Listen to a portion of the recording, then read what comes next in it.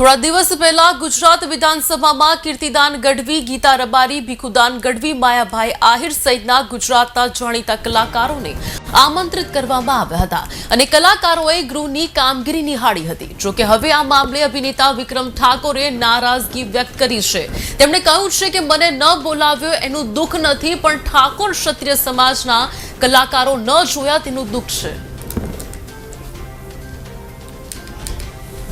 મોટા કલાકારો છે એટલે મને દુઃખી થયું કે ભાઈ ચલો મને બોલાયો ના બોલાય એની વાત નથી, પણ મારા ઠાકોર સમાજના ક્ષત્રિય સમાજના ઘણા બધા કલાકારો એવા છે, બહુ સારા સંતવાણી પણ કરે છે, સારું ભજનો પણ ગાય છે, સારું સાહિત્ય પણ કરે છે।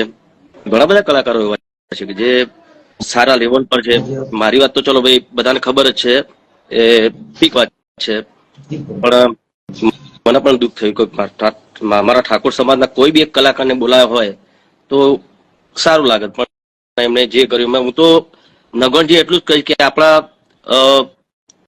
સમાજના નેતાઓ પણ ઘણા બધા છે, બહુ આપણા સમાજના નેતાઓ, તો એ નેતાઓ બી આનો વિરોધ ઉઠાવવો જોઈએ, રજૂઆત કરવી જોઈએ કે આવું ના ચાલે એમ।